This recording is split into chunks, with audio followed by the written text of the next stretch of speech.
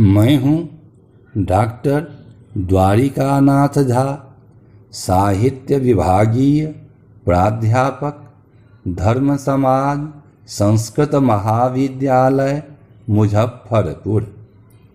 इससे पूर्व व्याख्यान में नायिका विवेचन के क्रम में स्वकीया के मुग्धा तथा मध्या नायिका का विवेचन किया जा चुका है। आज स्वकीया के अंतर्गत प्रगल्भा नायिका का विवेचन किया जा रहा है। प्रगल्भा नायिका के संबंध में 10 रूपकार कहते हैं कि यौवनांधा स्मरोन्मत्ता प्रगल्भा दयितांग के विलीयमाने वानंदाद्रतारंभेप्यचेतना, अर्थात प्रगल्भा नायिका वह है जो जवानी से अंधी सी, काम से उन्मत्त सी, आनंद के कारण प्रियतम के अंगों में प्रविष्ट होती हुई सी तथा रति क्रीड़ा के आरंभ में भी चेतना विहीन हो जाती है। यौवनांधा अर्थात गाढ़ यवानी वाली, यानी यवानी में अंधी सी का स्वरूप 10 रूपक के निम्न पद्य में अवलोकनीय है।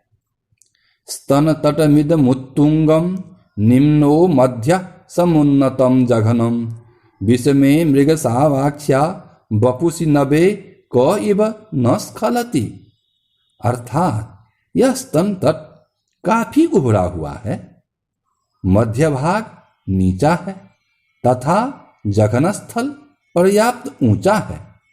इस प्रकार मृग सावक नयनी के ऊंचे नीचे इस नवीन शरीर में कौन सा व्यक्ति स्खलित न होगा। सावधान से सावधान व्यक्ति के भी ऊंची नीची भूमि पर फिसलने की आशंका बनी ही रहती है।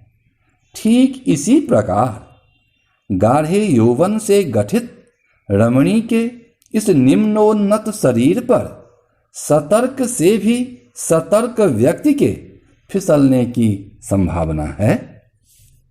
भाव प्रगल्भा अर्थात भावों में प्रगल्भा यानी स्मरोन्मत्ता का स्वरूप 10 रूपकार द्वारा प्रस्तुत निम्न पद्य में अवलोकनीय है।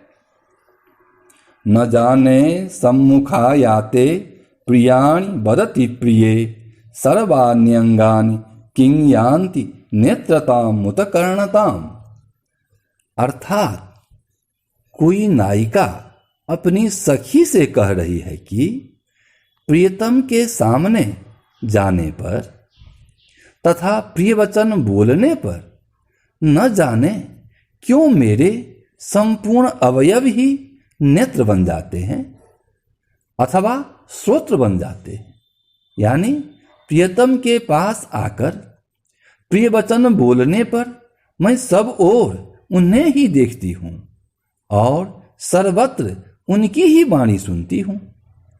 यहां भाव प्रगल्भा स्पष्ट रूप से दिखाई दे रही है। रत प्रगल्भा अर्थात रमण कार्य में लीन अचेत हो जाने वाली रत प्रगल्भा कहलाती है। इसका स्वरूप 10 रूपक के निम्न पद्य में अवलोकनीय है।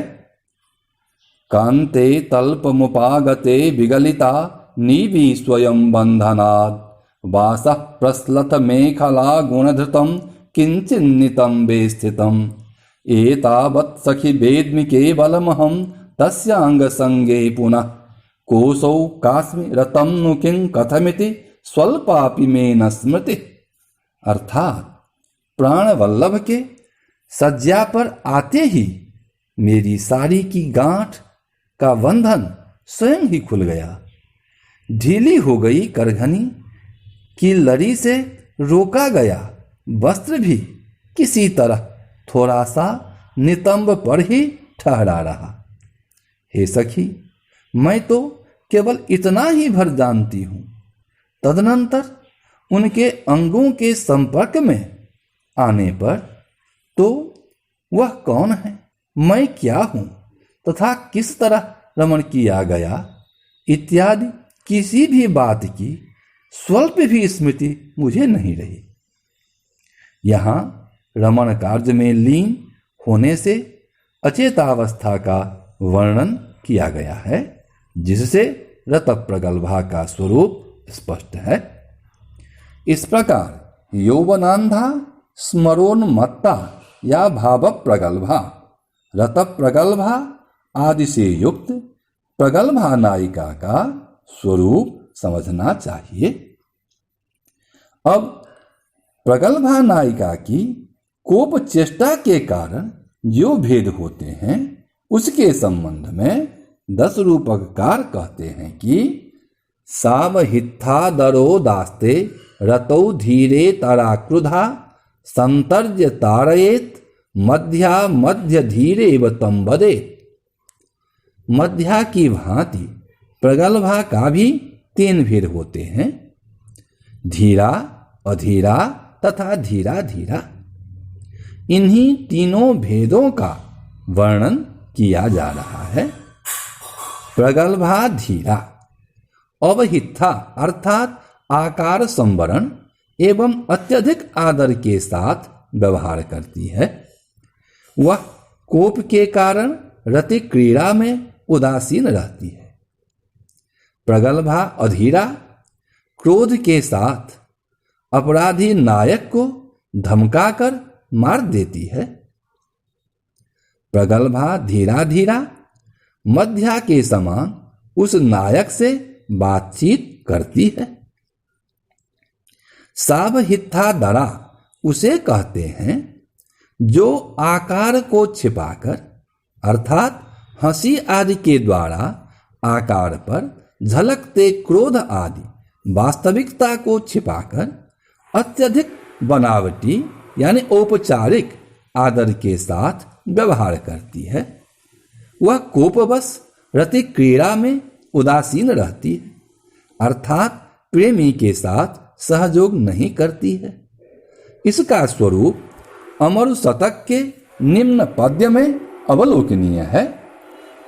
एकत्रासन संस्थिति परिहृता प्रत्युद्गमाद्दूरतस्ताम्बूलाहरणच्छलेन रवसा श्लेषोऽपि संविघ्नितः आलापोऽपि न मिश्रितः परिजनं व्यापारयन्त्यान्तिके कान्तं प्रत्युपचारतश्चतुरया कोपः कृतार्थीकृतः। यहाँ नायक अपराध करके अर्थात प्रेमिका के साथ रमण आदि करके नायिका के पास आया है। नायिका अपने कोप को बड़ी ही चतुरता के साथ प्रकट करती है। उसका कोप नायक को तो ज्ञात हो जाता है, पर वह कोप पूर्ण रूप से प्रकट भी नहीं हो पाता है। इसी भाव को प्रकट किया गया है। आते हुए नायक की दूर से ही अगवानी करके एक आसन पर साथ साथ बैठने को बचा दिया। पान लाने के बहाने से नायक के द्वारा वेगपूर्वक आलिंगन में भी विघ्न कर दिया।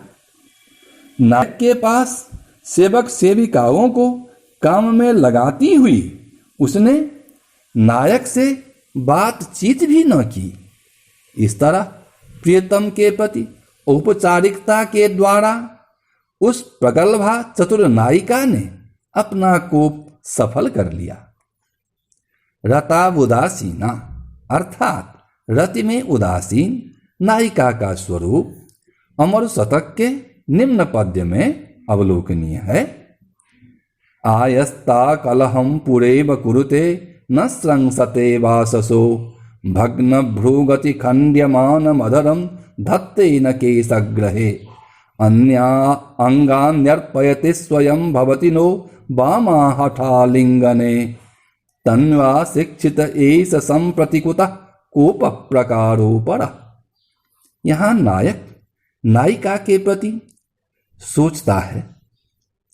थकी हुई सी वह वस्त्र खिसकाने पर पहले की तरह नोकझोंक अर्थात कलह नहीं करती है।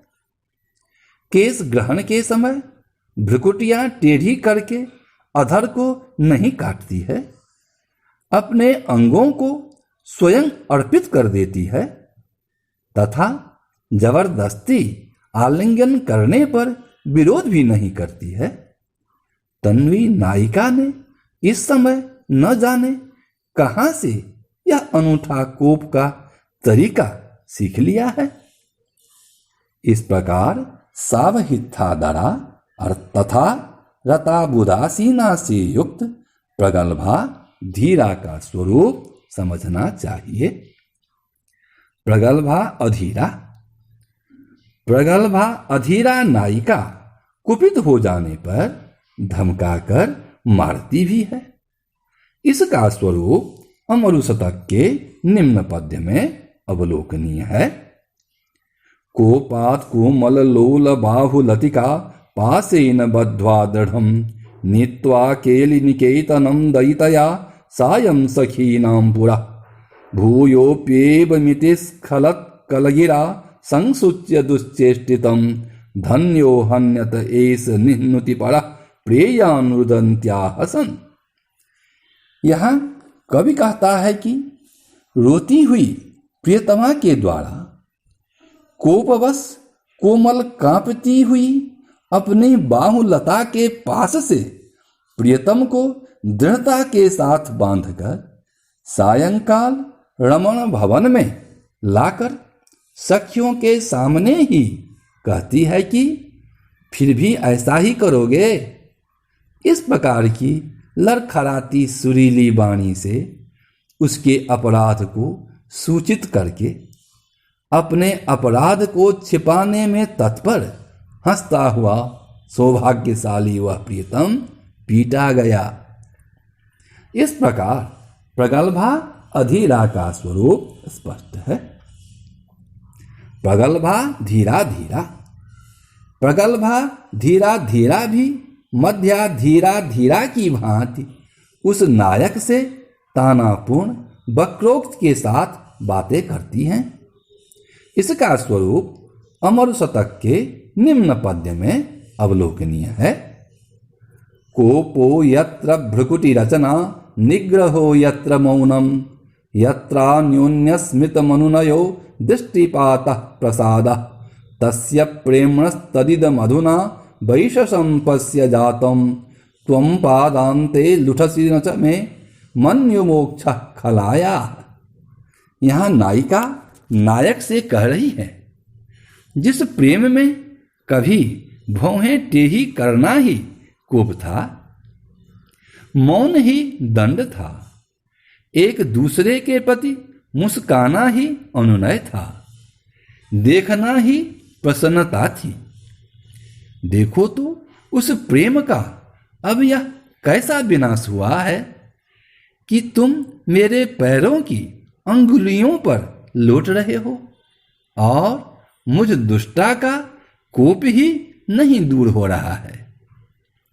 इस प्रकार वक्रोक्तिपूर्ण वार्तालाप से प्रगल्भा धीरा धीरा का स्वरूप स्पष्ट परिलक्षित होता है।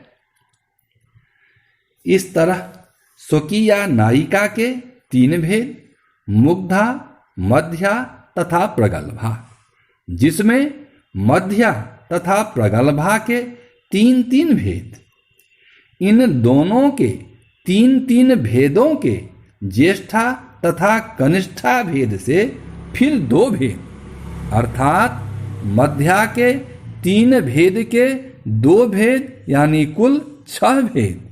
इसी प्रकार प्रगल्भा का भी 6 भेद। इन दोनों मध्या तथा प्रगल्भा को मिलाकर कुल 12 भेद तथा मुग्धा का एक भेद होने से स्वकीया नायिका के कुल 13 भेद होते हैं, जिसका विवेचन किया गया है। इससे आगे